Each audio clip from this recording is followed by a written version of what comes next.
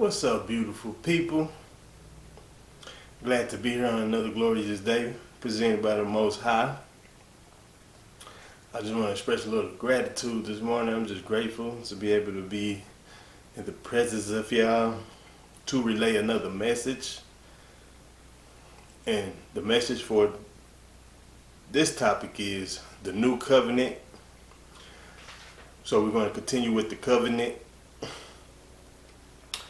And I'll be coming from Jeremiah, the prophet, the weeping prophet, brother Jeremiah, chapter 31, verses 31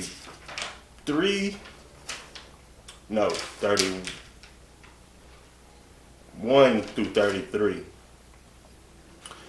So, brother Jeremiah, chapter 31, verses 31 through 33. We just want to set the basis on the new covenant being for Israel and the 12 tribes of Israel, and also the Gentiles too, because they were grafted into the covenant. But just as Israel was cut off, some of the Gentiles will also be cut off. Everybody will not make it into the kingdom. So I want to start off with, I'm opening this up with verse 1 from Jeremiah chapter 31, verse 1. We're going to set our foundation. Jeremiah chapter 31, verse 1. At the same time, says Yahweh, I will be a father of all the families of Israel, and they will be my people. Meaning, remember, this is prophecy. This is Brother Jeremiah speaking prophecy. And the meaning is Yeshua, Messiah, not only Judah and Israel will be saved, but also the rest of the world will be called. And this will set the judgment. Because remember, we had to go through a judgment before we even get into the new covenant. So this is talking about the Yeshua, Messiah's return. So I want to go up to Jeremiah 30, verse 24. The fierce anger of Yahweh will not return until he has done it, and until he has performed the intents of his heart. In the latter days, you will understand it. And we are in the latter days now. So, my called out ones, y'all should be knowing what's going on. So now I'm going to get into our verses for the new covenant. So we're going to go to Jeremiah 31, verse 31. And the word of the Most High reads, Behold, the days are coming, says Yahweh, when I will renew my covenant with the house of Israel and with the house of Judah.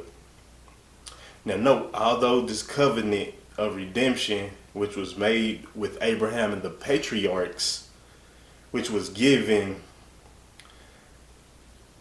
at a latter time, appeared to be two separate covenants, but I want you guys to know this is indeed the same covenant of old that was given to Moses and Abraham once they were freed from Egypt.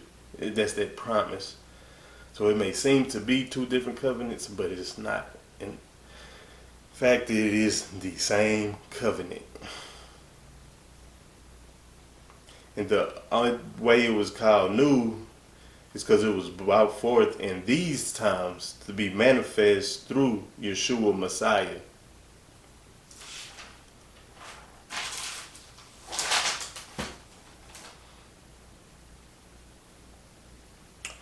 Verse 32.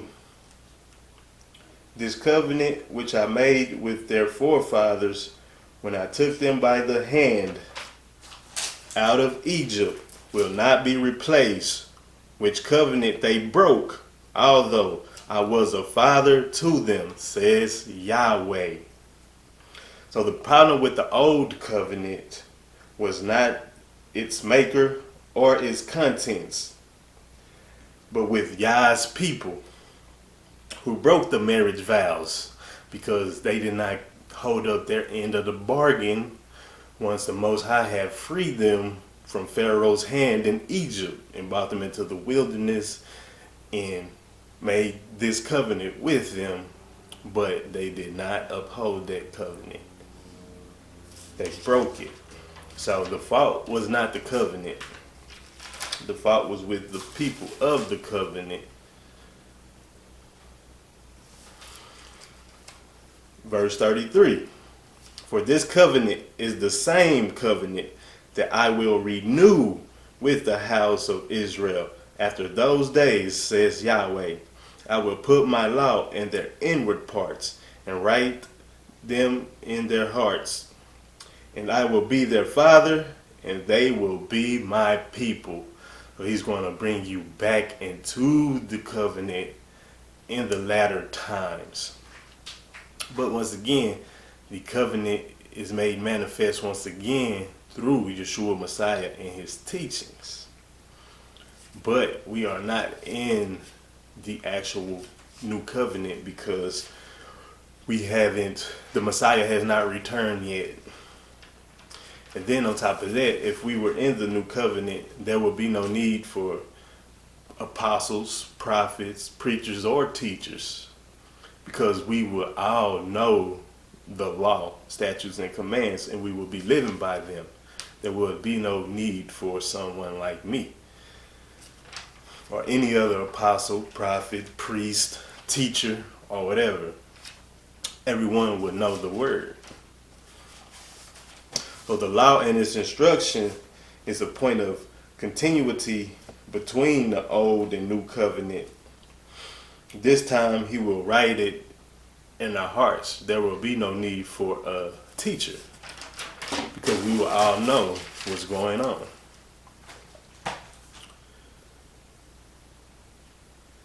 And I'm going to go to verse 34. And they will no longer teach every man his neighbor, and every man his brother, instructing them, know Yahweh, for them to the greatest of them, says Yahweh, for I will forgive their iniquity, and I will remember their sins no more. So after all this is said and done, he will remember our sins no more, long as we are living by his way now. This is for us to prepare for his return, the Messiah's return. So when he brings that new covenant, all of the evil, wickedness, and everything will not be in the land of the Most High. He will not allow that. No more corruption. Because remember, Satan was corrupt. So I'm going to read verse 33 again, because I got a precept for this that I want to go into. Say, for this covenant is the same covenant that I will renew with the house of Israel. After those days, says Yahweh, I will put my law in their inward parts and write them in their hearts, and I will be their father, and they will be my people. So, once again, he's going to write it in our hearts. There will be no need for people like me. So now I want to go to our precept here. And it comes from Hebrew 10 and 16. Hebrew 10 and 16. And the word of the Most High reads, this is the covenant that I will renew with them after those days, says Yahweh. I will put my laws into their hearts, and in their minds I will write them. So we will know what's going on. This is not none of that, oh, you can do whatever you want. No. There's rules we have to live by. And it's not a burden. It's actually good living. So without the covenant, we are nothing. We are nothing without this covenant. And one who refuses to gather as a part of the body does not renew the covenant. Now I want to go to Ephesians real quick. Read something out of there. Ephesians 2, verse 12. Ephesians 2, verse 12. So remember that at that time you were without Messiah, being aliens outside the citizenship of Israel, strangers to the covenant based upon promises, having no hope, and without Yahuah in the world. So there was a point of time once we left out of Egypt, before the Messiah came back to shed blood for the house of Israel, there was a long stretch of time where we did not live in this covenant. We were basically lawless, living as the Gentiles did. But when the Messiah came back in his teachings and taught us, no, when the Messiah came forth, he taught us the way that we're supposed to live through the law and the prophecies. So that was Yeshua's whole purpose, mission, was to show people that you can live the covenant because it was made manifest through him. He was the perfect teacher.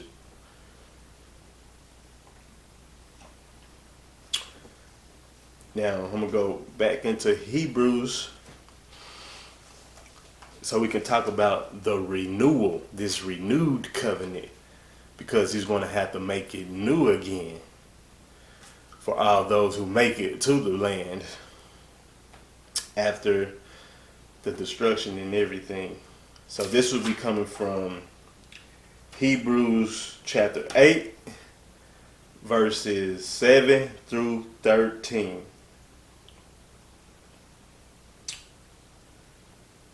For if the first priesthood had been faultless, then no place would have been sought for the second. So the priesthood based on the old covenant was filled with priests who could not remain in the office because they died spiritually. But the new covenant priest ever liveth to make intercession to the old covenant priesthood was filled with the priests characterized by infirmity. See, the priests of the old was filled with infirmity. They couldn't make sound decisions. They was always wavering back and forth. They could not live the covenant. But the new covenant priest was consecrated forevermore through Yeshua Messiah's obedient suffering. So through the Messiah's suffering, once again, that covenant was made manifest. So it dwells in us, people who teach and preach.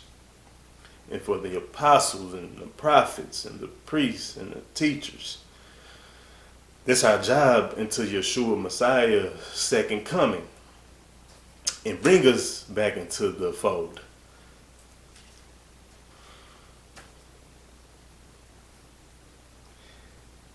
Hebrews chapter 8, verse 8.